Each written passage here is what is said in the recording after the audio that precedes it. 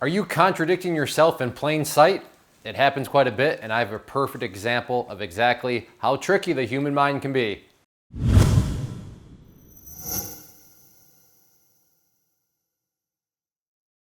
So in this week's episode of ClayTrader Mail, we are once again visiting the YouTube comment section, and I recently had this exchange, and as soon as I read it, it was just, oh, this will be perfect. I can't say that it's anything really new that we've talked about before, but as I've said in the past videos, I like to just build up data points. I mean, build up more and more examples, because for you people that are interested in statistics, you know that a sample size of 1 or 2 is just not really valid. But the more data, the more the bigger the sample size becomes, the more it actually becomes, oh yeah, that's how things actually are. So in this exchange, it's a situation where somebody just wants to trade so bad that they're literally admitting these things that completely contradict themselves, but it just shows the power of the voices in your mind where they can make you literally, I guess not talk out loud because this person was typing, but literally, talk out loud, say things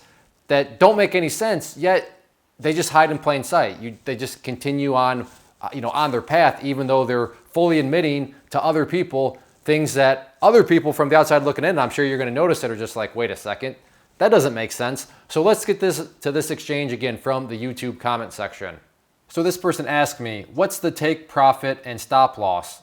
It's kind of difficult to follow your trade. I reply back, that's the point of this, linking them to my training courses, because that's where I go over all the nitty-gritty details. Their reply back, sir, with all due respect, I know how to trade, but not really good.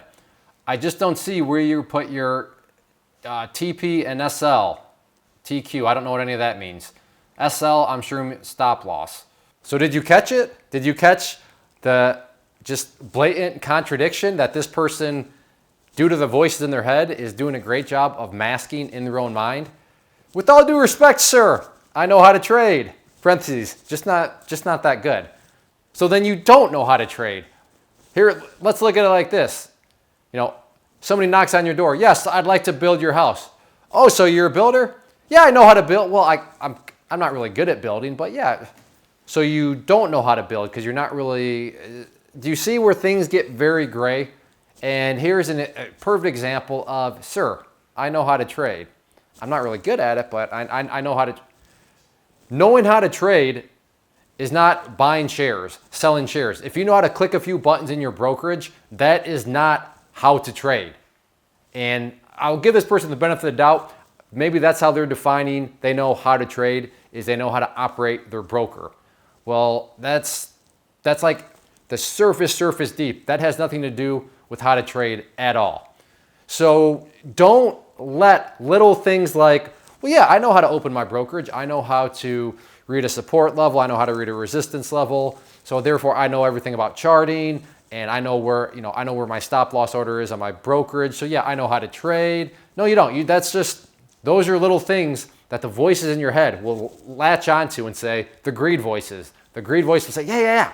You know how to do everything. Let's just get started. Let's go. You know how to, enter in an order. You know how to, look at a moving average. Okay, let's go.